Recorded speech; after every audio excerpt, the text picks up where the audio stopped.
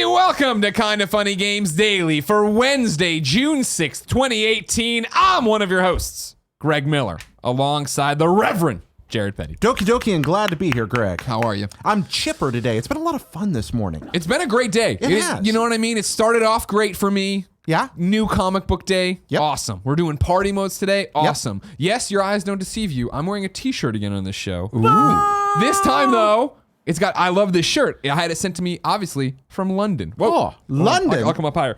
London, if you're watching, because over there, we went at Judges Week, went and saw PlayStation games, right? Okay. Ran into this guy, Stuart, from the London studio. He was wearing this shirt. I said, that shirt's amazing. It is amazing. He's like, yeah, it's a studio shirt. I'm like, can I get one? He's like, I'll see if I can send you one. He sent me one. It's a size too small, and I think I'm pulling it off number one. Oh. But also, I just think the shirt looks good. I think if you're an audio listener, it's got the L for London. It's got the PlayStation VR. It's got the PlayStation logo, and it says London Studio. You say it's too small. I think it fits nicely. Well, I'm an XL. And so now I'm in a large.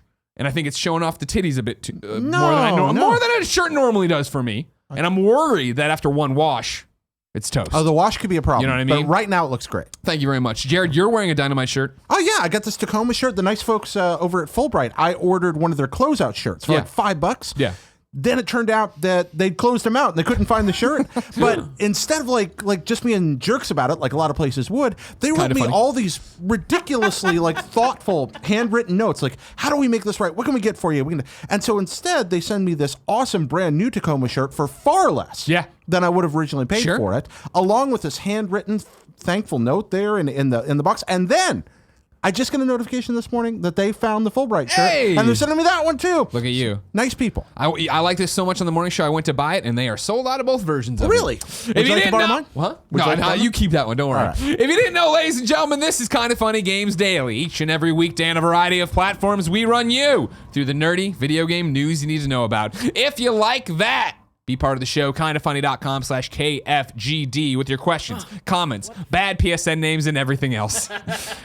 It wouldn't throw me off, Kevin, that the lower third came in way too high. So you're going, fuck, Jesus, God damn. It just catches me off guard. I think it's just float around like that normally. Once you submit your question, watch the show live as we record it on twitch.tv/kindafunnygames. If you're watching live, you have a special job. Go to kindafunny.com/you're wrong. Give us all the corrections for the things we screw up so we can set the record straight for everybody watching later on youtube.com/kindafunnygames and listening later on podcast services around the globe. Housekeeping for you. Greg's Comic Book Club, live right now on patreon.com/kindafunny. Thank you, Gene Yang. It's a good one. Yeah. Gene Yang, who writes new Superman for DC Comics, is there, talks to me about that. And then we do the Descenders and we pick a new book, and it's amazing, and everybody has it. Just a buck on Patreon. There's a new party mode up on youtube.com/kindafunnygames. It costs you nothing, and you get to see me insult Nick, because I'm the new champion, and he is not. Our champ. E3 is coming up. That's right. Saturday it all begins. And remember, here on twitch.tv/kindafunnygames, we're doing live shows, live reactions, and post shows for each and every conference. You can come here, watch all the conferences with us, starting with EA on Saturday, continuing on through Nintendo. No, we're not doing the PC one. No, we're not doing the Devolver one. Maybe something else happens. And we're not doing the limited run one, just because they snuck in there. I'm going to watch them and see. Limited Run's having a conference? Yesterday they announced they're doing one. I missed this completely. Yeah, I'm excited. I can't wait to see what they're doing. I love Limited Run. Yeah, they make some great stuff. You got Yeah. something from them lately? Lately, have I gotten anything from them? No, but I'm not a big collector. They always offer. They're great guys. The GDC I ran into them again. They want to do stuff together. I'm just like, I don't want to. Don't give me the stuff. Sell the stuff. Send them my way. Send them my way. I can do that. I can make a connection. You want to make that connection? Let's make that connection. Absolutely. Remember that every one of the live reactions goes up later on youtube.com/kindafunnygames. The post shows are Gamescast, so they go up in the Gamescast MP3 feeds as well as youtube.com/kindafunnygames. And then we can officially announce Thursday we are working with GameSpot as part of the co-op stage. So is Jared Petty. Yes. You're live at what time? 12:40. 12:40. Jared's on the GameSpot stage.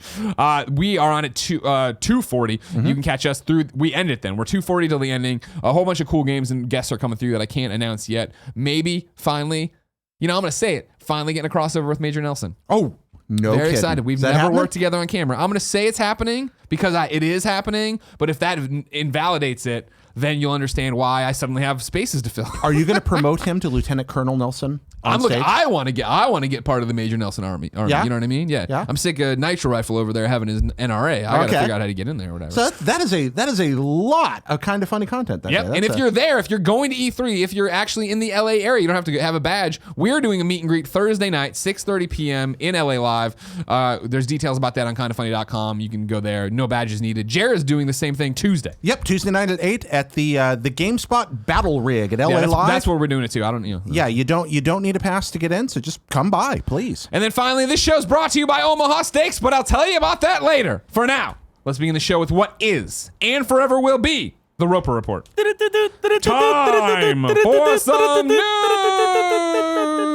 6 items on the Roper Report. A baker's dozen. Thank you, Kevin. Number 1, fucking hold on to your dicks and or your asses or other genitalia or whatever you have. Tetris fucking effect is real. Mizuguchi is making a Tetris game. Yeah. The man behind Rez and Luminous making a Tetris game. It is as if Jesus of Nazareth himself opened the sky, looked down at Jared and said, Jared, all your prayers are answered. I have given you what you never knew you wanted, that you always wanted. Here you go. I'm so happy. Everyone knows if you follow Greg Miller, and or maybe not, if you follow Greg Miller for a long time, you know I love Luminous. Yes. You know that I love Tetris. Yeah. I would have never, and you put up a great tweet about this today. I would have never expected Mizuguchi to be able to come over and make a Tetris game. Tetris Effect is what it's called. It was the announcement today on the PlayStation blog. Of course, they had talked about it earlier that starting today, Wednesday, they're going to have something 8 a.m. every day leading into E3. Yeah. Today was the PlayStation 4 / PlayStation VR game, and it is Tetris Effect. Nobody works in VR like this guy. No, nobody. Not at all. If you have not played Res Infinite in VR, especially Area X. Oh my gosh. Yeah. It's coming this fall, PlayStation 4 with PlayStation VR support. Over on the blog, Mizuguchi wrote, Tetris Effect is designed to maximize the magical, scientifically proven aspect of Tetris that it's named after. Of course, the trailer is up. It's mind-bending. When they debuted it, it was this thing. It starts with, the game from Mizuguchi. I'm like, oh, fuck, cool. Yeah. All right. And it starts going, and you're like, oh, man, it looks like Luminous. No, that looks like a Tetris piece, but there's no way. And then it was a Tetris game. It's like, holy cow. God, is it great. Go read the whole blog. Go watch the trailer. Yeah. Right now, Lord of Pwn writes in to kindoffunny.com/KFGD, just like you can, and says, hey, Greg and Jared, how excited are you for Tetris Effect? It's Tetris that you love, but made by the legendary Mizuguchi and in VR. Are we in for a trippy musical masterpiece with enhanced rumble technology, wink? Or is this just going to be another dope, addictive game like Luminous? At least it's not made by Ubisoft, so you shouldn't have to worry about your friends list not making the game unplayable. Have a great E3, because it's already started apparently. Lord of Pwn. I think Lord of Pwn, the answer is both, with the exception of the wink, which of course is referring to the trance vibrator from Rez, which you could use to pleasure yourself while playing, or a friend, if you so desire. Don't put yourself. You tweeted this at me the other day. No, it was Pandamus tweeted this the other day, because apparently not a lot of people have been paying attention. When I went to demo Luminous on Switch, the new Luminous that's coming out this month now, when I sat down to play, they were like, all right, cool, here's the controller, and then here's 6 other Joy-Cons. Yep. Put them in your pockets, put them under your knees, put them somewhere else. Yep. And it's going to have the rumble. And so, like, the trans vibrator is alive and well. Well, that's that required reading we did a couple of weeks ago. The Jeremy Parrish article about Luminous. They talked about that and that as well. Yeah, that's a big part. So the trans vibrator is alive and well. Will this support that? I wouldn't be surprised if it comes on Switch eventually, but this is a VR thing. Sure, so but if this remains a Sony exclusive, turn on your other PlayStation 4 controllers and put them on your knees and shit. Like they're not above that. They'll find a way. But whether it is or not, the main thing here is going to be the visual appeal and the way this guy just seemingly effortlessly blends music and a sense of space and the use of color and stylized graphics that harken back to a different age, but somehow still feel like they're from the future. What are your initial impressions from the trailer, and what are your hopes for the game? My initial impressions are that they're just trying to give us a feel for something that you're not going to be able to understand until you properly experience it. There's not going to be like the great story trailer for Tetris. So they did what they had to do. They're like, here is a sense of what you're going to get. Here's an auditory, here's a taste. They just want to give you a little taste of something that you can't really experience without putting on the headset. Big Kev Dog, can I get you for the rare times on Kind of Funny Games Daily to do a picture-in-picture of the web browser? Can you toss up the PlayStation blog, click on it? Because when you go in, they have images up there in the post. And from Mizuguchi's post, they have stuff of like playing Tetris in space. Like it looks like you're in A space station. Well, yeah, like, I mean, like just struggling. If for you anything. go back all the way to 1987 Spectra Holobyte Tetris, Yeah. like it has the Tetris board mounted against backgrounds like out the window of a space station, Kev, just or click on out in read the more. snow, or in downtown Moscow. Like even then, there was this idea that it was happening in a different area, that Sure. there was this kind of, and so I think they're just taking that to the nth degree finally, Yeah. and running with it. They're Like, gonna here you create go. a- This is beautiful. This is what I would expect, but it looks like Tetris, right? Yeah. Like, just with the cool visuals, which you expect. It Scroll kind on of down, Kev. it reminds me of like what they did with Space Invaders Extreme with Sure. Jeff Minner, like Right, that right. same idea where they're creating stuff. But it's not, even though it's beautiful, it's not distracting. See how clear the gameplay Right. is. Like Image number there's 2 all on the this, you know, PlayStation all blog, these right above fireworks going on, but the Yeah. game itself is still very clear. They're not going to. But like here, right? Like right above number 5 is the one where it looks like you're in a space station, like right, love anti-grav doing that. it. And so that's where it gets interesting for me of how this is going to work in VR, right? Is it that I can move my head in any direction and I have basically the Tetris up like a HUD, and then I can still explore the environment as I go around? Quite possibly, yeah. Yeah. Or maybe tricks where you're going to be able to like, what if, you know, the blocks always drop from the top? What if you can climb over the top and fool with it? Yeah, What if you can yeah. get underneath and pull things out? Hell What if yeah, there's hell yeah. all kinds of cool stuff they can't can do wait. with this. Yeah. I really, because Tetris has had a gajillion sequels and spin-offs. Yeah. And some of they vary in quality like immensely from things like Hatris, which is kind of forgettable, all the way to some of the party games, which are incredible. He was born to make this game. We're very excited. Yeah. We can't wait to see what it's all about. Congratulations to everybody there. And hey, good job, PlayStation, on starting something. Now, granted, I know a lot of people are like, I don't give a flying fuck about this game. But for us, it worked, and it was a good announcement. So it's actually, all right, what do you got? What do you got every day this week? I can't wait for the party mode. Oh, my God. Yeah, right? Yeah, you think there'll be multiplayer in this? There has to be multiplayer in this. Absolutely. Because I feel like what? Tetris Ultimate and Tetris Battle and like Puyo Puyo Tetris, like they've all had The like original Game Boy Tetris had multiplayer. Good point. Good point. Yeah. Number 2, Sega Atlas has unveiled their E3 lineup. I'm using Gamatsu's article written by Sal Romano. I'm just pulling from it. 2 new Atlas titles will be announced on June 7th. A trailer for Catherine Full Body will also be at E3. Gamatsu has discovered atlas.com/PD, a currently restricted access directory that will possibly host the Atlas USA website for Persona 3 Dancing Moon Night and Persona 5 Dancing Star Night, which may be the 2 Atlas title announcements planned for June 7th. Meanwhile, these are the games that are announced at E3 that are playable for Sega Atlas, according to Gamatsu. Shining Resonance Refrain for PlayStation 4, Xbox One, Switch, and PC. Team Sonic Racing for PlayStation 4, Xbox One, Switch, and PC. Valkyria Chronicles 4. Hell yes. PlayStation 4, Xbox One, Switch. Can't wait, Jared. Yeah, the Can't fucking wait. The fact that this is a full console release of a series that has seemingly lost its way and may at last be being brought home. Yeah. In my opinion, Sega's best game, the original. You know what? God damn it. I knew I hired you for a reason. You got a great head on your shoulders, bad movie taste, but great head on your shoulders when it comes to great games. Yakuza Kiwami 2 is coming to PlayStation 4. Now it says following will not be playable. Total War 3 Kingdoms on PC. Yeah, that got delayed today, actually. Oh, did it really? Yeah, I missed it got that. delayed to spring 2019. I added it in the doc while Okay. you were on Morning Show. So that's the lineup they have there. What do you think, Jared? I think 2 things. The first thought, of course, the most important, is that this greatly reinforces the idea that I'm going to get a point for my Gamescast predictions, because I think one of these will be mentioned at the Nintendo conference. And all Nintendo has to do is mention Atlas in their conference, and I get 1 prediction There you point. go. Nailed So I it. think I'm getting that. Okay. Second, Gamescast Atlas predictions up right now. is my favorite third-party publisher. Wow, okay. And this is a list I want to see. Yeah. Valkyria alone would be enough to send me into apoplexy. Dude, I can't wait. Yeah, a real proper console release plus a Switch version. Yep. Everything I want in life. If you didn't play Valkyria Chronicles, by the way, still available on PC and an excellent version. And there's a PlayStation 4 remastered version So, out. You yeah, can get, just play this game. It's Yeah. so good. It's It's amazing. just so Valkyria good. Chronicles is so good. Now, the sequels, not so much. What? 2 was great on PSP. As I didn't go for, I wasn't crazy about the Teen Heroes vibe of the second one. Okay.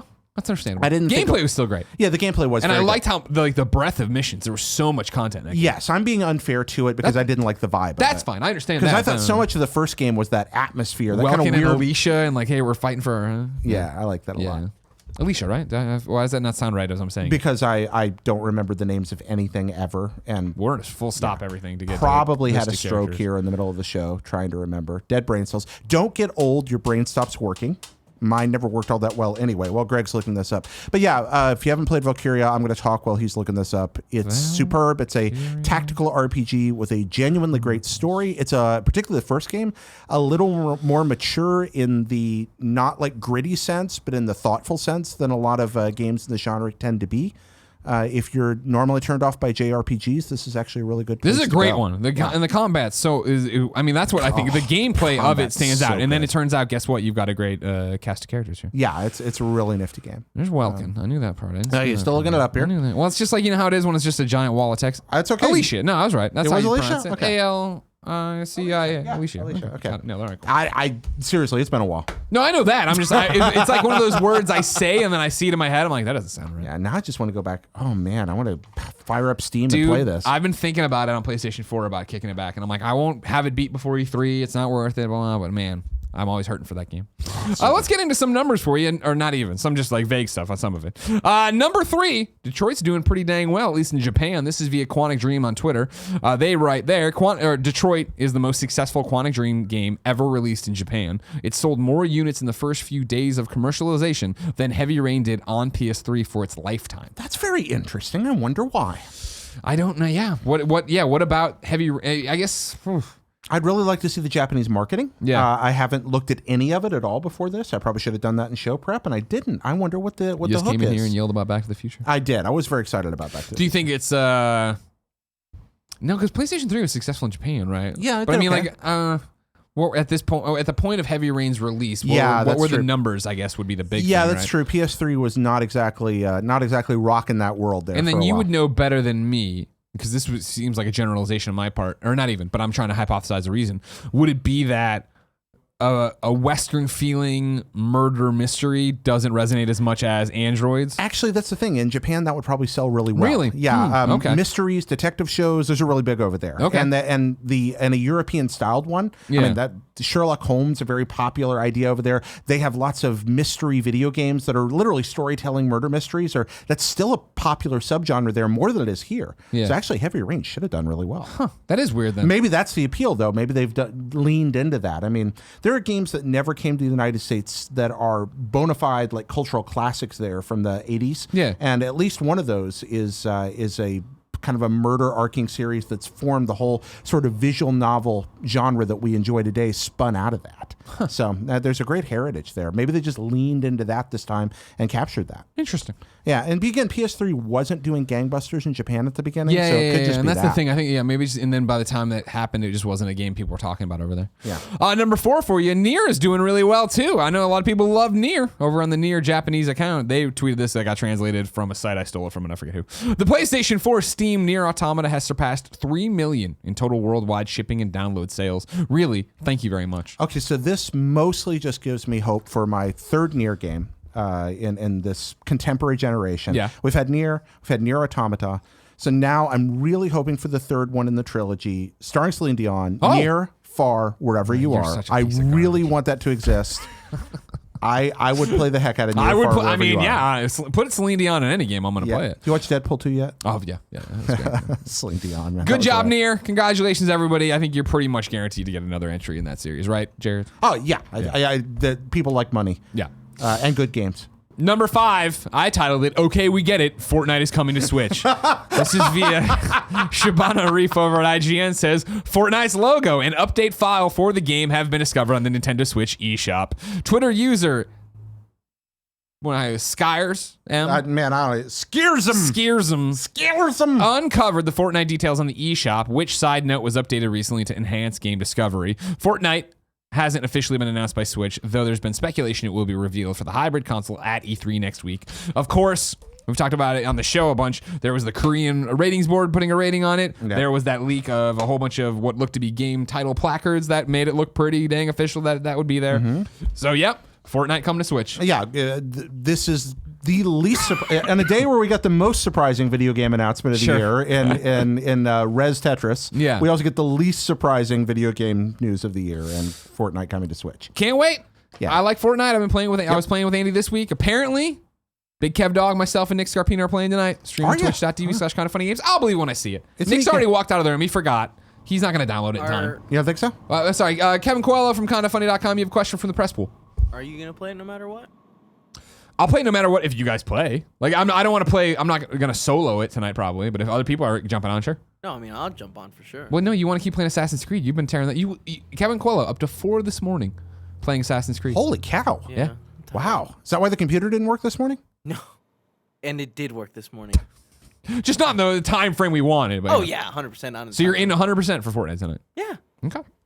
I'm in. thought that was clear. Sure. Just making sure. Ooh, you know what I'm making? I just remembered right now. Totally off topic. Sure. No, who cares? Ribs. Oh. 36 hours. Oh. 36-hour ribs. Yeah. I made. I was in the sous vide. Ooh, do you have a smoker or? No, it's sous vide. Oh, in a sous vide. Oh, Yeah, now I heard you. yeah, I'm yeah. sorry. I made chorizo tacos last night. Uh huh. Insanely good. Yeah? And I have extra chorizo. I'm just gonna make it again tonight. Jen's not here to stop me. You know what I mean? I also, now that we're talking about food, Yeah. that chorizo burrito, I miss it. Yeah, La Fonda. If you're ever in San Francisco and you want a good chorizo burrito, La That Fonda sounds really, really good. on Irving. All I made last night was a big pile of meat. Yeah. Yeah, big Nick's pile on of his meat. diet. He's walking around this morning for breakfast. He had a meat and broccoli. Yeah, meat and broccoli is a good Yeah. breakfast. Oh, it's good. It's good food anytime. But Oh, yeah, you know what? But I think I'd rather have a chorizo burrito Oh, or 36-hour ribs. sure. Yeah. Fortnite, twitch.tv/kindoffunnygames tonight, maybe. And then Fortnite on Switch, probably at E3. Number 6, the final story. The Game Awards have set a date for the 2018 show. And as usual, Jared Petty in the fucking tank for Twinfinite. Absolutely. Who wrote this? You gotta, we credit the author now, Oh, I remember? didn't credit the author. Do we credit the author Is all it the time now? LeBlanc? Yeah. I have been doing that. Yeah. Oh, well, that's my fault. It's okay, because this LeBlanc kid from Twinfinite made a big stink about it on Reddit. No, I when I don't say a big stink, he's like, hey, I got a job at Twinfinite. Can you start saying names so I can get credit for it? I don't think it was him. No, I think it was a different name that I saw this on, but I didn't put the Kevin, name I on it. need you to pull up a separate tab and go to Twinfinite. Find Twinfinite. Is it twinfinite.com? Yeah, Twinfinite. I think it's Twinfinite.com. Twinfinite, not net actually. All right, well, you'll find it, Kevin, over there. Yeah. Meanwhile, this is how the story goes about the Game Awards. The Game Awards 2018 is coming back once more for the yearly award show, and it's touching down for its annual installment on Thursday, December 6th. This is not LeBlanc. This is Brittany Vincent. Congratulations, Brittany Vincent. Try to shove it all together. The tweet they have in their article says, see you this December. The Game Awards returns live on Thursday, December 6th from the MS Theater in Los Angeles. Tickets are on sale Friday at the address there if you want to go. Yep. I assume I'll be there if I haven't pissed Jeff Keighley off. By that Oh, point. really? Yeah. Ooh, I wonder if I'll get invited this year. I can pull some strings. Can you pull some strings? Yeah. Man, I would accomplish nothing in life without you.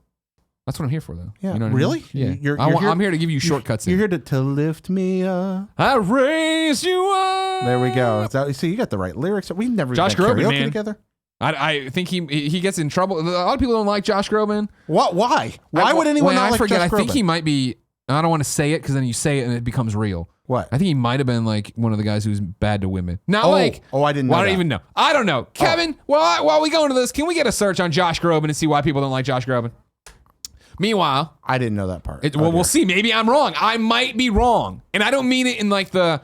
It hasn't been like the Harvey Weinstein like era of the cleansing. I think it was before that even where I heard like he wasn't good to people. But I don't know. Maybe I'm wrong. I digress. The Game Awards are coming in December, but that's a long way away. Okay. If I want to know what games came to the Mom and Grop Shots today, where would I go? The official list of upcoming software across each and every platform is listed by the Kind of Funny Games Daily Show hosts each and every weekday.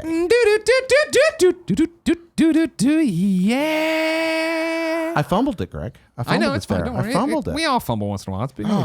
Out today, Anti-Gravitor is on Steam. I think it's Gaviator. I think it might be that I spelled it wrong. Oh, you spelled it wrong? Maybe Anti-Gravitor. I think Gavitor. There's an anti-grav game out there right now. It says Anti-Gaviator on here. But it also has Steam lowercase, which makes me believe you typed it. Okay, so Kevin put in the very specific thing of why don't people like Josh Groban? Give me Josh Groban sexual harassment or something like that. Oh, You know? no, let's not. Well, this- I want to either be right. I want to either. It's not. This isn't even me being right. I've put that idea in your head now, listener/viewer, and we either need to say yes, there were reports, or no, I was wrong. Josh Groban's fine. Oh, Lord. From the movie Crazy Stupid Love. It's gonna, Bloodstained: Curse of the Moon is on Xbox One. That's a good game. You enjoying it still? Yes. Yeah. Yes. Have you beaten it? No, I still haven't beaten Okay. it. I'm slow playing it. Also, we've got E3 right now, and I'm trying to play about a half a dozen different things. But it is exquisitely designed. I'm savoring it like a fine wine. Oh, good. I'm savoring it like the fine wine it is. Oh, good. Okay. Yeah, it's really good. Homestar VR is on PlayStation VR. Riddled Corpses EX is on Xbox One, and Shape of the World is on Xbox One and Switch. You know what, Jared? That jogged my memory.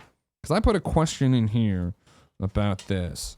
I want to do this. Look around here. I'm going to go down there. What are you checking out here? Hold on a second. This, click there. Let's see. What's that? You're hunting around? Yeah, rabble. Here we go. While we're talking about Bloodstained, Patrick wrote in to kindafunny.com/KFGD and says, "Hey, Kinda Funny crew. I have a question about Bloodstained Curse of the Moon. I am a backer and I'm still waiting for my Switch code. So when I hear that they are sending out review copies to games media and YouTubers, I feel that we, the backers, are taken a bit for granted. Do you guys know how it works with getting codes for backers and review codes? What's the difference? Because I don't want to be one of the angry commenters that Greg and Andrea were talking about yesterday. Thanks so much for the great show. Much love from Sweden, Patrick." Again, you're allowed to be angry. And when we're talking about a mean commenter who's just being a dick, that's different than being like, hey, I paid for this and I'm not getting it. That's not you being a dick. That's you very, clearly saying stuff like this. Yeah, and in my case, I got my backer code for Steam first, and that's how I played first. When they sent out the temporary codes as a make nice for the fact that the launch was kind of flubbed. Yeah. Then a kind friend of the industry sent me one of their Switch codes. I believe that guy's name was Greg Miller, if I remember correctly. Yes. I got a bunch of Switch codes on night of release when you got your Steam codes and when I think everybody got their Make Good Steam codes. So I actually played it first through the Make Good code, which I really appreciated. We talked about this the other day, but I think that this is one of those cases where they definitely screwed up, and they screwed up about as well as you can. Where they messed up, but they tried to provide people the most accessible outlet to play the game that they could, given the fact that they realized they were not going to be able to fix the mistake that they'd already made. So they were like, well, we can't get it on every platform for our backers first. We messed that up. We're going to tell you right now, and we're going to give you a code that'll let you play it today. Yes, that's a problem, but it didn't keep me from being able to play the game somewhere, so I was less upset about it. I also understand people's frustration with that. It's a smaller game project. I tend to be a little more forgiving of smaller studios when they're trying to do things like this. What about you, Greg? It's not even that. I mean, I agree with that. They got to do this thing, blah, blah, blah. Patrick's thing is, do you guys know how it works with getting codes for backers and review codes? Yeah. What's the difference? I'm not an expert. From the little bit I've heard is, I feel like you're only given a certain amount of codes for reviews. You have an allotment for what this is. I think it's Steam. You can buy more. I would assume maybe for place. This is now an assumption. You can buy more for this, that, and the other. Mm-hmm. If I had to guess, which you have asked me to do, Patrick, I would assume that the difference here is that for the backers codes, they're probably going through a different channel than they are for the PR codes of getting a game for review. Mm-hmm. And so while a code is a code is a code that you could give out to anybody, I feel like there actually is an allotment issue there of, well, we are waiting on the codes for backers. We haven't gotten the X thousand we need for that, but we have the codes for press. We need to keep the allotments the way they're meant to be. Oh, that's right. One of the things I have learned from talking to people in the industry is that codes are not, even though it sounds like something you can just magically generate, it doesn't actually work that way a lot of the time, where even internally, code numbers can be limited. Now, that's sometimes by policy, that's sometimes by resources or pipelines or confusion, but that does happen.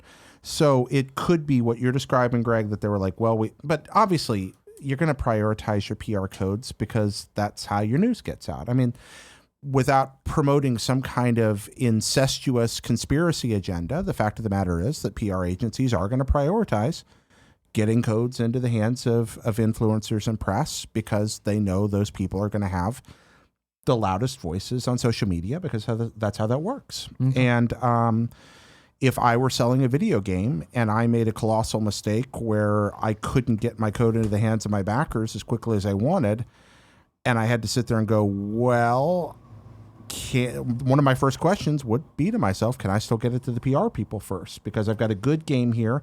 I've made a mistake. I'll be honest with my community about that, and I still get it to as many people as I can. You're probably gonna prioritize the people who can get the word out. And that's the struggle, right? Is like, yeah, like how do you do it? And I don't understand. Like, I feel like you should have your code by now, Patrick. I don't know what's happening behind closed doors. I would imagine they didn't think it would take this long to get this many codes, or what's happening. Why are they taking so long to get generated? What is the issue? I don't know. And again, this is all hyperbole and hypothesis, and we don't know what's going on. Yeah. Kevin, what's the check on Josh Groban before I go into new dates? I think it looks like he's clean. Yeah, I think I misheard that somewhere. Yeah. All right, Josh Groban's apparently a good guy. Everybody. I think Josh Groban. Ever since I think he won me over with the Ben Affleck video. Weird. I don't remember that one. Oh, when he was on Jimmy Kimmel and he's singing passionately about having sex with Ben Affleck. No, I don't remember that Never one. seen that? No, that's part of. You never saw that? It had like the We Are the World with Robin Williams and. Was it Don all Cheadle about having there. sex with Ben Affleck? Yeah, No, yeah. I don't remember this at all. So there's this little video that Jimmy Kimmel did with Sarah Silverman and Matt Damon, Yeah. and the title of the video is "I'm fucking Matt Damon." And, I've heard of that right. one. Yeah. And then a few weeks later, they did a follow up that was "I'm fucking Ben Affleck." But the follow-up video was like this all-star cast with Brad Pitt shows up and Harrison Ford and Josh Groban and Robin Williams and all these other people. And they sing in a choir passionately about the sex they're having with Ben Affleck. Oh, wow. Okay. Well, Yeah, you that should seems watch like a it. video to watch. Cute for little sure. video. Yeah. Again, then shout out to Josh Groban for not being a dirtbag. You know what I mean? I've always liked his music. As I just sang, I Raise You Up. And again, I thought he was funny in Crazy Stupid Love. But outside of that, I don't know much about the man. So I withhold anything he may or may not do in the future, in the past, whatever. New dates for you. The Walking Dead, the final season, debuts August 14th. The Spectrum retreats to play, or I think it's the Spectrum Retreat is the game, and it's coming to PlayStation 4, Xbox One, Switch, and PC this summer. Another World is releasing on Nintendo Switch June 25th. Ark Survival Evolved Mobile is launching on June 14th. 1111 Memories Retold comes out November 9th on PlayStation 4, PC, Xbox One. Total War, Three Kingdoms, delayed till spring 2019. And then June 12th, Star Wars Battlefront 2 is getting all that solo film content. Deals of the day for you. This one comes from Tim, not our Tim, Tim Chatton. Tim Chatton wrote into kindafunny.com/KFGD and says, "Hi there, Kinda Funny. In case this didn't pop in your feed, I noticed that PlayStation Now is having a sale on PSN for $10 a month, $30 for 3 months, or $100 for 12 months. Something they used to offer but discontinued a while back. Keep up the great work with all of you over at Kinda Funny." We will, Tim. Thanks for the deal of the day. Jared. Yes, sir. It's time for Reader Mail. I'm excited about that. Reader Mail is brought to you by Omaha Steaks, which excites me. If you didn't know, Omaha Steaks ships meat to your door. Poultry, steak, bunch of crazy stuff that I'll talk about later. They send it all to your door in a cooler. It gets there flash frozen. You put it in your freezer. You defrost it. You grill it. It's great. How do I know it's great? We just did it on Memorial Day. It was great. A few days later, Kevin and I cooked up the chicken fried steaks. They were great. I liked it. I didn't know that. A long, long time ago, I sent it to my dad. He liked it so much, he sent it back to me for every holiday. Continues to do it. I love my dad. Father's Day. Been to Omaha, Nebraska once. Yeah? Only thing I did in Omaha, Nebraska, besides leave, Yeah. was go to the Omaha Steaks kiosk in the airport. Nice. Very nice. All right. Did you buy anything? It was closed. Oh, I was very sad. well, OmahaSteaks.com never closes, and they have a limited time offer for my listeners for Father's Day. You can get 78% off. It's an amazing deal. Go to OmahaSteaks.com, type KF Games in the search bar, and get 2 filet mignons, 2 top sirloins, 4 chicken fried steaks, 2 boneless pork chops, 4 burgers, 4 jumbo franks, 12 ounces of all beef meatballs, 1 pound of steakhouse fries, 4 caramel apple tartlets, 1 Omaha Steak seasoning packet, and then 4 burgers that are ready to grill. You know, that sounds like the best version of the 12 Days of Christmas you could ever sing. It's just that list. Like, that'd be way better than Partridges and Pear Trees. Again, get this limited time package for $49.99 when you go to OmahaSteaks.com, type KF Games in the search bar for Father's Day, and you add that package to your cart. Don't wait. This offer ends soon. Somebody online wanted to know in the subreddit, when does it end? Because they're worried about having the money. Yeah. I did the research for you. It ends on Father's Day. Okay. So this offer ends on Father's Day. Go to OmahaSteaks.com, type KF Games in the search bar, and grab your dad and fire up the grill. I'm so glad you got that answer for them. Did you drop it in the subreddit? I try. No, I haven't had time. It happened literally right before the show. Oh, no kidding. That's awesome. And remember, nobody checks if you're actually sending it to your father. You can send it to yourself. Let's jump in here now. Where do I want to start with you? Here, we're going to start with a wide-ranged E3 question from Zach. All right. Zach writes into kindafunny.com/KFGD and says, "Hey, Greg and Jared, simple question asked every year coming at you. What does Nintendo, Microsoft, and Sony need to bring to the plate to be proclaimed, quote unquote, the winner of E3? Same question for the third. Nah, we're not doing the third parties. All right. Also, what is being called the winner? Why? I'm sorry. Also, does being this so-called winner matter as much as it did a few years ago? Thanks for what you do at Kinda Funny, and hope your day is a hop, blip, and a jump." Aw, thanks, Zach. I like that. I like that we're adding that in there too now. That's very sweet. What does Nintendo, Microsoft, and Sony have to do if they want to win for each one of them? I'll start with Microsoft. Sure. Microsoft has to accomplish something very difficult. They have to give me a compelling reason to buy their hardware. Yeah. With games that I must play that I can't have on the other 2 platforms. You are 100% correct. They have to impress us. They have to tell you why you need to be an Xbox fan. And furthermore, I think honestly to win E3 from so far behind in the current generation race, they have to do that. And they probably have to give me some services that make that even more appealing. And probably Nintendo and PlayStation have to drop the ball because it would be very... Microsoft can come out strong. They really can. But to win E3... Yeah. Even if they come out with all these incredibly compelling things, I honestly think that Nintendo and Sony would have to both flub for Microsoft to be able to make that kind of they won E3 impact, just because at this point they really are coming from, you know, there are twice as many PlayStations out there roughly as there are Xboxes at this point, right? That's pretty behind. They have a wonderful, thriving market and a great product. I love my Xbox One, not dissing my Xbox One, but they're behind this generation. It's going to take a lot. Okay. I think it comes down to one word for each. Microsoft, I think it's impress. You have to come out here and make us all go, wow, fuck, we counted you out of this race. You've done all this great stuff. Like, you know how much I love the services. You know how much I love Phil. You know how much I love all these different things. Yeah.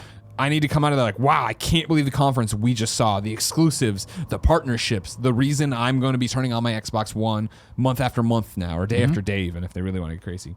I think Sony's word to win is surprise. Yeah. The problem with Sony right now, right, when you talk to people is like, oh, well, we know the games are going to do, right? And like, yeah, you know, these 4 first-party titles are going to focus on, but if they come out and they show you something that makes you go, holy shit, Ghost of Tsushima is insane. We saw Kojima play Death Stranding. Yeah. Then can you believe they announced this game? Can you this partnership, they have to shock you. They have to surprise you. I'm sorry, they have to surprise you. And then Nintendo has to shock you. Because Nintendo's in the same boat of, cool, yeah, it's Smash. We're talking a lot about Smash. Yeah. And we already talked about these Pokemon games and this, that, the other. So cool, you have to come out there and be like, they have to show you the Smash roster and have you go, what the fuck? They have to give you that date that we all think is impossible. They have to come out and then here is Metroid and here is this impossible game that you never dreamed of. Exactly. That can happen there. And I do think winning E3 matters. He asks, hey, does this still matter as much as it did a few years ago? Yes, it matters for many reasons. It matters because you have mainstream press pickup during E3. So for the American market, it's a huge week. And being the person or being the company that gets the most attention during that is going to mean more mainstream pickup. And that's going to equate to sales in November. It means internally for companies, the idea that they won E3, that's very powerful for their marketing departments, gives them more flexibility for the coming year to make even better marketing decisions. It's actually really, really important the way that these trade shows play out for what's happening inside some of these companies and what they're going to be allowed to do.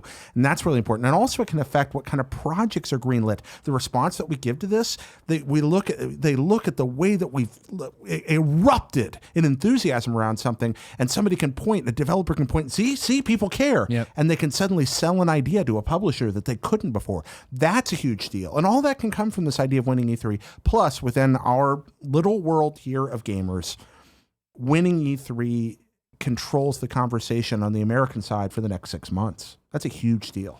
Yeah, winning E3 still matters. I think it's different than what it used to be. Again, we're such a, in terms of our entertainment in general, of Netflix, movies, the comic books, we're so fractured that even gaming can be like, okay, cool. I think each one of these companies can win E3. I think all 3 of them can be winners when they leave E3, but it's just usually you see someone get so far out in front of each other. But everyone's in such different camps now of what they need and what they are expected to do. That I think that's really what it comes down to. It's really intriguing. I liked how you went to one word for each of them. That was really cool. Thank you. You like that? Yeah, very concise. I mean, shock and surprise kind of the same. So as I said it, I was like, man, but I was like, you know what? I'm going to roll with it. I think that in 3 words you said much more than I said in 3 minutes. Come on now. Definitely. Now, again, ladies and gentlemen, I have more from kindoffunny.com/you're wrong, more Josh Groban stuff that I think, again, I just want to give Josh Groban his full time here. I want to make sure we explain what's happening. This might have been what happened to Plant Seeds. He had a little bit of a controversy, according to Nathan. Nathan wrote in and said, as per Greg's request, Josh Groban gave some answers in an interview with Playboy in 2015 that came off as a bit off-putting. So I think this is what happened, is maybe what happened. I knew Josh Groban as like this gospel singer, right? Oh, he loves Jesus. Great. Then I must have heard this, which implanted, well, maybe there's more to the Josh Groban, he made comments insinuating that due to the romantic nature of his music, men going to his shows with a woman would likely have a long night ahead of them, and then some winks and nudges. Then, when asked a follow-up question, if people can look forward to the Josh Groban quote, you will get... Well, a follow-up question, if people can look forward to the Josh Groban quote, You will get a blowjob at the end of the night tour. He replied with, listen, no guarantees, but it is highly probable you'll get a blowjob or at the very least a hand job by the end of the night. End quote. That's the article I pulled up.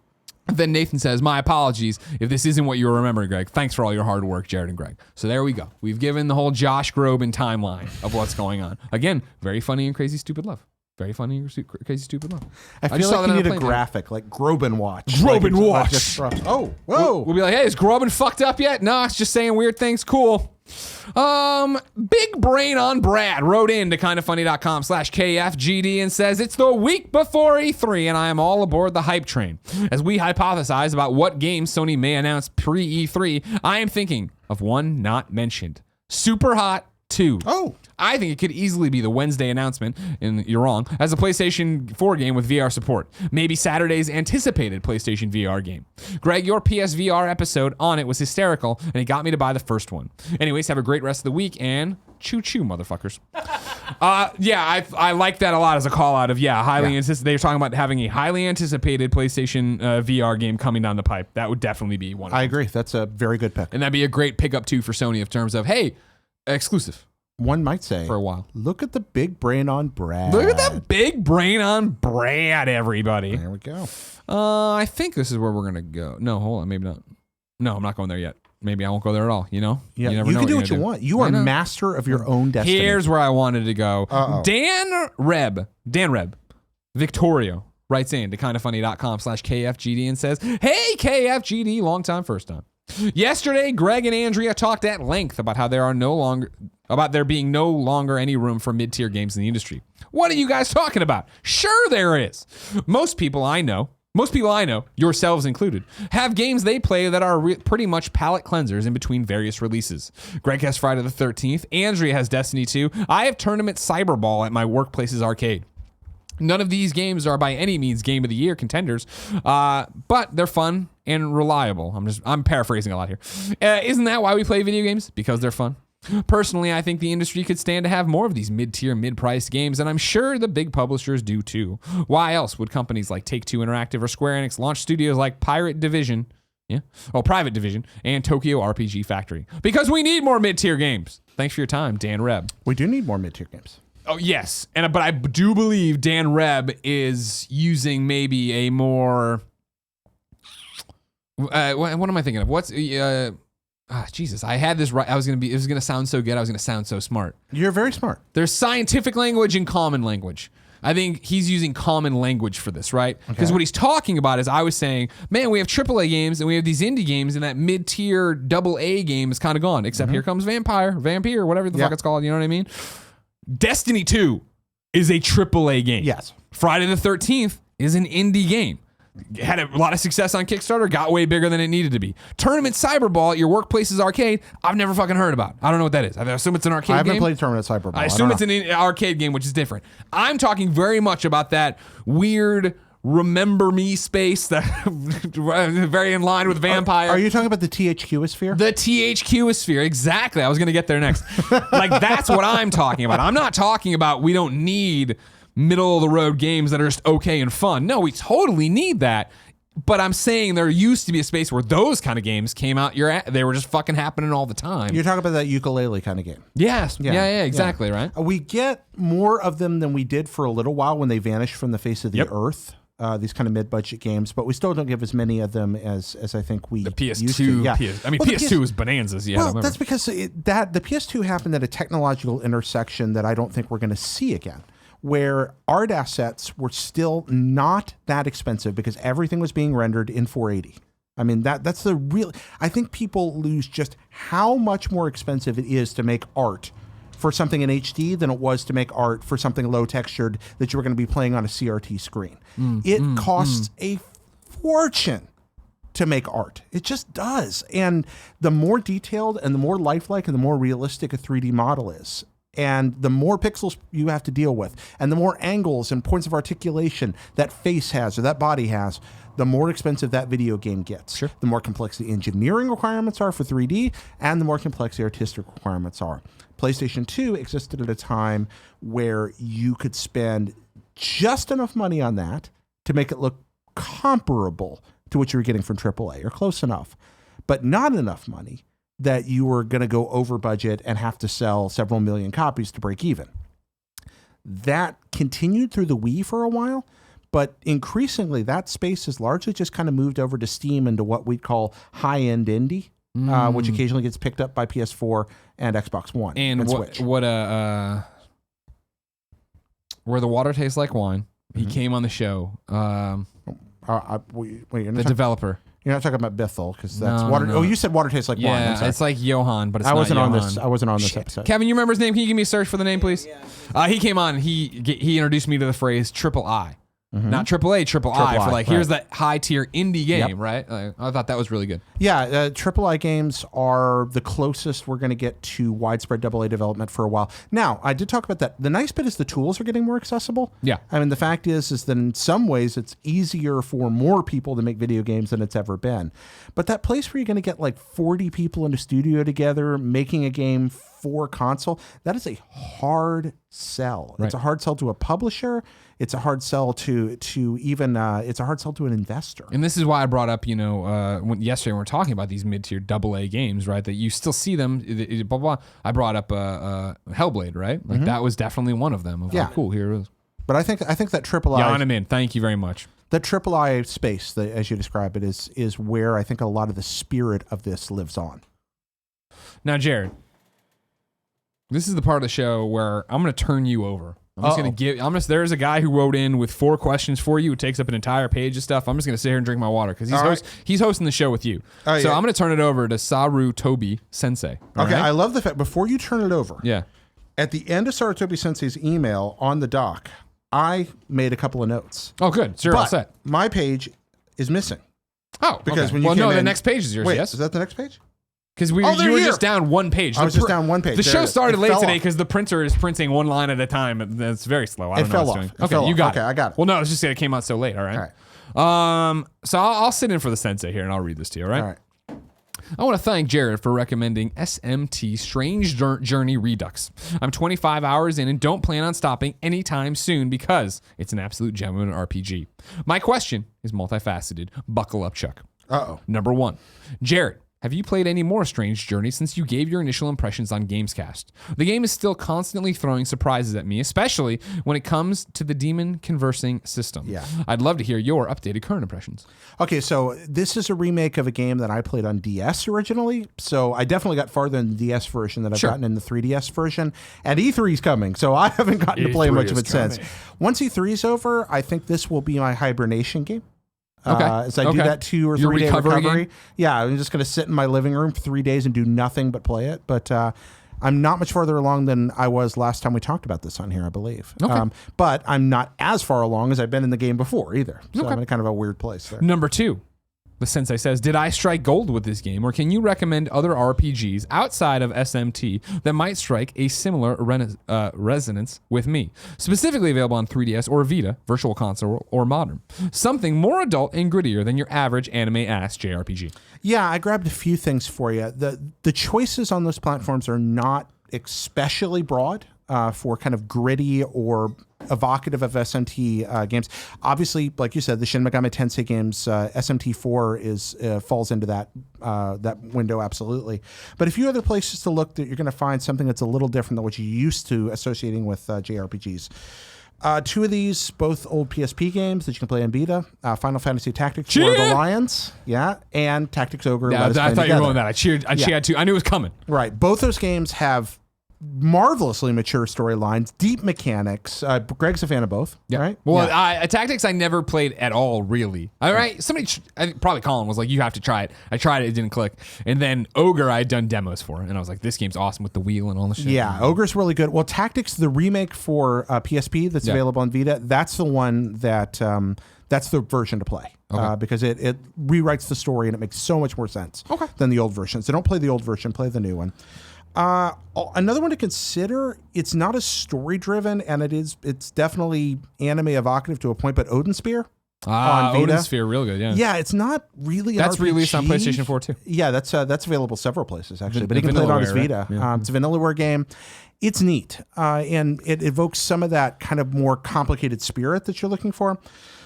going back in time, I harp on it all the time, but even though it's very difficult to find in the Vita store for some weird, or has been for me lately, Suikoden 2, you can find Suikoden in the PSN store on your Vita, but it's hard to find Suikoden 2. It is available. It doesn't come up when you search for it, at least not for me. Great job, PSN store. And that's a shame because Suikoden 2 is the really good one. Suikoden 2 is the best RPG on PlayStation in the original PlayStation generation. Okay. And you're going to look at it and be like, this is so anime. And you're going to start it and be like, this is so anime. And then you're going to play it and be like, this is freaking amazingly deep and brilliant and evocative and emotional and wonderful. Okay. We talked about talking about the 3DS. Dragon Quest V is very cute and anime looking, but actually has a really neat story, especially when you get deeper into it.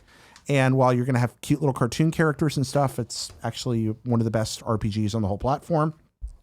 The Etrian Odyssey games evoke some of that same dungeon exploration stuff that you enjoy from SMT Strange Journey. They have that same 3D maze thing. They're made by Atlas. No surprise there.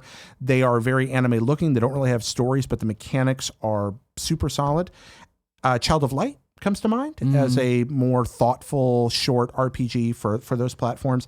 And then if you own a computer, even though you're asking for these platforms, PC is a great place to play more gritty or grounded RPGs. And a few that I'd recommend that aren't going to kill you on system requirements. Wasteland 2, which came out a couple of years ago, spectacular. The Pillars of Eternity stuff is amazing for that and has that vibe you're looking for. And as we mentioned earlier, not for the Vita, but if you have the PC version or if you have your old PS3 laying around, Valkyria Chronicles. Hell yeah. So that's a Lengthy list. Lengthy list, yeah. We're going to speed through your next two. 3. Why was there no video review for SMT Strange Journey Redux on any major outlet? Seems like a big release to skip, in my opinion. How can you call the 3DS a dead platform when we have an Armadillo game slated for 2019? I mean, that's easy assets. I'll answer this for you. Yeah. Why there's no review here, all right? It's one number and 5 letters. 3DS JRPG. And I'm not trying to be an asshole, but like mainstream, like IGN's not going to dedicate a person to cover that. And like I understand that that's a niche thing. And that's why I'm always talking about if you want to get your foot in the door nowadays, be that person, review those games, be the expert on that. And I'm sure there's a lot of great sites that Jared reads every day that are doing that as well. It's one of those things that's just not mainstream enough to connect with, right? I listed a bunch of those sites recently, and you did. Some people were very happy, and some people were very angry about that. What, but they're most promoting of them sites? were happy. Yeah, but most of them were happy. Whatever. And then we're skipping your last one. Congratulations, Sensei. You had a big part of the show. Thanks. Zach writes into kindafunny.com/KFGD and gets the final question of the day. What do you actually expect to see from Spider-Man at E3? It's one of Sony's big four, and we've been told we're getting a deep dive into it. However, it comes out in less than 3 months. I've looked through previous Sony E3 press conferences from 2013 onwards and haven't seen them do an in-depth look at a major exclusive this close to release. Should we expect to see more web swinging across the city, more combat, another set piece? With all the recent coverage, could Sony be showing too much of the game? Thoughts? Opinions? Am I crazy? Hope you guys have a marvelous day. And also a big shout out to the People's Champion, Johnny Ace. You're a liar, Zach, and you know it. It's a different strategy for sure. Yeah, the way PlayStation's doing E3 in general is very different this year with these, now daily announcements leading into E3, the pre-show, and then we're focusing on 4 main things. You say, do I expect you to see web swinging, more combat, another set piece? I expect to see all of those things along with a major villain reveal. Yeah. I imagine this will be, I don't know how they're doing presentations, right? But if they're doing presentations, they'll probably do a trailer, someone will come out and talk, someone will pick up the controller and then play through a lengthy demo. Maybe it's just trailer straight into the demo and that's it, but you're going to get a lengthy section to shine. And it's going to be, in my opinion, if I'm guessing and you're asking me too, it's going to be a major villain. I'll say Doc Ock. No, we were doing E3 predictions for Gamescast last week, and I came within a hair of saying we are Venom. Like, I think that's... Dude, if they fucking do that, that'd be awesome. That's how you close that trailer. I just worry about it being so close to the movie that they wouldn't do it. You know what I mean? Yeah, I guess they worry about that. But on the other hand, why not? I mean, it's Venom. Dude, it's a Spider-Man game. I think you're going to get an awesome demo that ends with a set piece and then ends with a cliffhanger like that, a stinger like that. Yeah. Fucking can't wait. It's time to squad up. This is where one of you writes into kindafunny.com/KFGD. Give me your name, username, platform of choice, and why you need help in a video game. I read it here. The best friends come and find you, and you all hang out and play games together. It turns out that Christian needs help. He is going to be at E3 and is looking for friends to walk the floor with, as well as maybe play some GTA Online.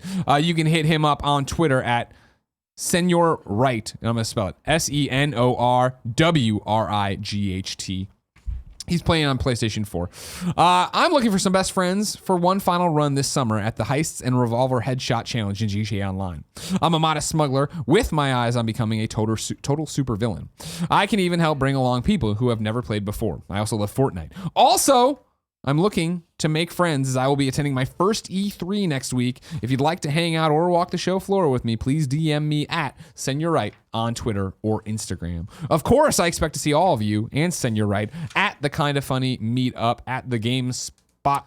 What is it called? Battleship? The Battle Rig. Battle Rig at LA Live. I'm really imagining this is like some kind of like Optimus Prime that we all climb into. It's like a hang out. helicarrier from S.H.I.E.L.D. Yeah, it'd be freaking amazing. Our meet and greet is Thursday, 6:30. Jared's is Tuesday, 6:30. At 8. 8 o'clock. Tuesday at 8 o'clock. Tuesday at 8 o'clock. Yeah. Hopefully we'll see you there and you can come hang out with us. And if you're at E3 when we're streaming on Thursday, usually the GameSpot co-op stage has chairs in front of it and charging stations. So come hang out. Pretty cool. Kevin, what do you got to say?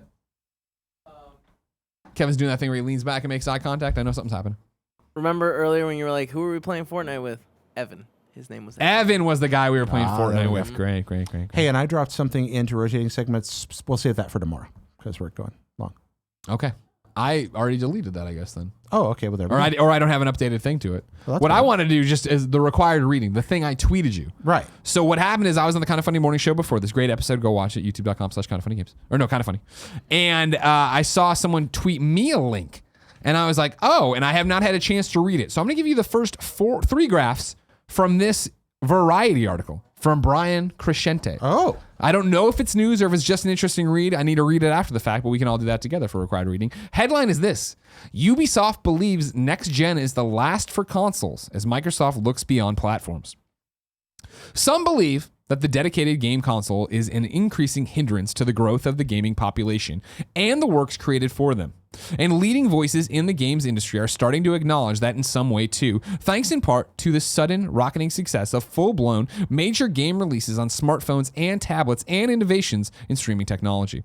Microsoft recently told Variety that gaming is becoming increasingly about having your favorite games available to you on any device you own. Ubisoft co-founder and CEO, and I'm going to add this in there, of course, Andy Cortez's boyfriend, Yves Guillemot, said he believes game consoles only have one more generation left in them before they fade away to be replaced completely by the ability to stream games to a multitude of platform-agnostic devices. Quote, I think we will see another generation, but there is a good chance that step by step we will see less and less hardware, Guillemot said. With time, I think streaming will become more accessible to many players and make it not necessary to have big hardware at home. Mm-hmm. So it goes on like that and continue. And the more Microsoft, I want to read it. I wanted to put it out there. That looks interesting. Variety, Brian Crescente, Ubisoft believes next gen is the last for consoles as Microsoft looks beyond I have platforms. so many thoughts on that. Yeah? Yeah. You're back tomorrow. Let's both read it and we'll talk about it. Yeah, it sounds good. So y'all have homework. I have homework too. And also, I said the Yves Guillemot thing. If you don't follow along, Andy dates somebody from Ubisoft, but we never say that. Or we never say the person's name. So I just throw out every time that it's Yves Guillemot. No kidding. So when he goes on a date, I'm like, oh, you're going out with Yves Guillemot. But I understand. I don't think I've made that joke on Games Daily before. So I don't want to throw you for a curve there. You're just driving your car. You have no idea what that means. That's the reference. Some people say we have too many inside jokes in the show, but I'll explain them to death. Jared, we asked the people watching live on twitch.tv/kindoffunnygames to go to kindoffunny.com/you're wrong and tell us what we screw up as we screw it up so we can set the record straight. I'm very excited to find out what we were wrong about today. Charles J says this news broke while Nick was reading tips. Creative Assembly, parentheses, Alien Isolation, is developing a new tactical first-person shooter IP. Okay, that's from Reset Era. We'll look into it. I'll say that for tomorrow, I guess. Brian McBrien says, Greg, you're wrong. You look great in that shirt. Wash with cold water and hang dry. You're golden. It's never going to happen. It's too much work. Well, I wash and hang dry, but even then, you still get a little. It's going to shrink. I'm going to get some shrinkage. A little here. shrinkage. Like George Costanza after the pool. Little shrinkage. Not cold a little. water makes it worse. Yeah. Oh, here we go. Kebab says, I searched Suikoden 2 on the New Zealand PlayStation store via PC just now, and it was one of the search results, along with 1, 3, and 4. So maybe you got a good shot at that. Yeah, play 2. 1 is pretty good. 2 is great. 3 is okay. Thank you. Okay. Cario Dude is arguing that I am, of course, the Kind of Funny world champion. That this Johnny Ace, Nick Scarpino shenanigans doesn't count. Yeah, you are the Kind of Funny world champion. Thank you. And then Ricard says, hi. Hi. Wasteland 2 is amazing and also available on PlayStation 4 and Xbox One. Both versions are amazing. Play with great with a controller. Yeah, I only said PC, assuming that since he was mentioning handhelds, that he was looking for something he might be able to play on a laptop or something like that. And Wasteland 2 is not particularly demanding, so that's why I went with that. Okay. But yes, it is available on other platforms, and it's a heck of a game. Ladies and gentlemen, this has been Kind of Funny Games Daily. Thank you so much for watching. Remember, each and every weekday, we run you through the nerdy video game news you need to know about. If you like that, be part of the show, kindoffunny.com/KFGD. Then watch us record it live on twitch.tv/kindoffunnygames. Watch it later on youtube.com/kindoffunnygames. Listen on podcast services around the globe. Tonight, read this Variety article by Brian Crescente, because Jared's co-hosting with me tomorrow, and we're going to talk about it. And when you finish that, go to Hot Blip and a Jump. Watch Jared's stuff. His death episode was real good. I'm all caught up now. I watched everything. I watched everything. You over liked there. it? Yeah. Well, thank you. Also, the Red Dead show has Cisco in it now. Yeah. He does he sings the Wild Wild Guest song. Yeah. He's going straight to the Wild Wild Guest. Recording another episode of Red Dead Radio tonight. Who Very with? excited. John Ryan. He's coming back because Dirtbag. he's kind of IGN's. I'm kidding around. I love John Ryan too. Yeah, we've got kind of a news blowout for Red Dead 2 stuff. He's kind of IGN's guy for that. So he's coming in to talk for probably an hour about Red Dead news. So All I'm right. pretty excited. Great. Ladies and gentlemen, until next time, it's been a pleasure to serve you.